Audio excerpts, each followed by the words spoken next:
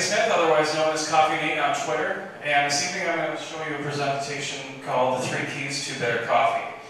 And I host an online web show that's called CoffeeNate.com, where I have educational videos about coffee and solely dedicated to coffee. Yeah, that's me. Anyway, oh, missed a slide. Anyway, the first key is the coffee beans themselves. And it's really important that you use whole bean coffee because the coffee beans are actually little containers themselves that have the flavorful oils inside of the coffee. And once ground, those oils start to evaporate and you lose your, my goodness, that's flying. Okay, here we go, back again. Anyway, once they're ground, the oils begin to evaporate and you lose the flavor and it leaves the stale coffee.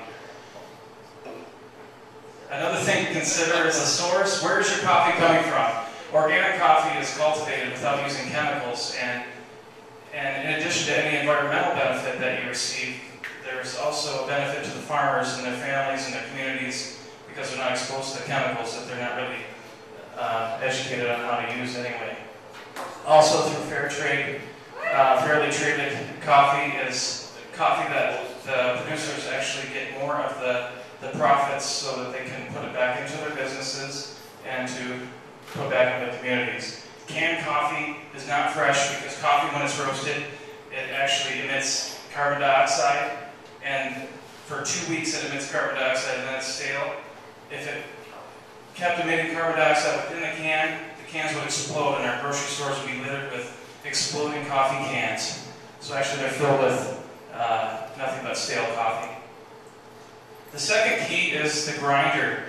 Now, when most of us think of a coffee grinder, we think of something that looks like a little food processor with little blades in the bottom that actually cut the coffee. Brewing methods require a specific amount of grinding to occur, and these cannot give you a consistent grind size, so the coffee needs to be a particular size.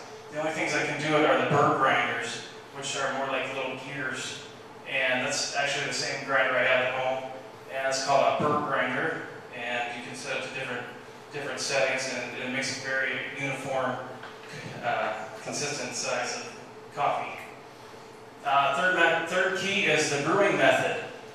Now you might think you have to spend an enormous amount of money to have a quality coffee brewer, but actually what most of us have are an auto drip maker, and that is my least favorite brewing method of all, because the auto drip actually removes a lot of the coffee flavors with the paper filter, and it imparts its own flavors with all of the mineral buildups within the mineral buildup that's within the brewer. Great way is French press. Fill it up with add your coffee right to it, and just pour your hot water inside. And then there's this plunger with a screen on it. You just let the coffee steep for 4 minutes, push the plunger down, and that creates a great cup of coffee that has all of the flavorful oils inside. My personal favorite method is called the siphon pot or vac pot. And you see there it has 2 chambers. The top chamber has a stem that comes down to the bottom chamber, and there's a gasket in between and a filter in between as well. You fill the bottom part with the water, and the top chamber is where you put the ground coffee. And, yeah, okay. You can see the filter there. You put your ground coffee in the top, and when you heat the water, you put this on your stove element, and as the water's heating, the water turns into water vapor, and the water vapor actually takes up more area than does the water. And this puts pressure on the water, and the water rises up that tube that's in between the 2 chambers, and the water goes up to the top. And it's this method actually has the water go up at the precise temperature that is very important for perfect extraction of the coffee. Then you just stir it up for a couple minutes, and you take the pot off of the burner, and the reverse occurs. The bottom chamber begins to cool, and as that cools, it draws the liquid back into the bottom chamber, and the filter that's in between filters out the coffee grinds. So it makes a That's the best cup of coffee that you can use that's not espresso.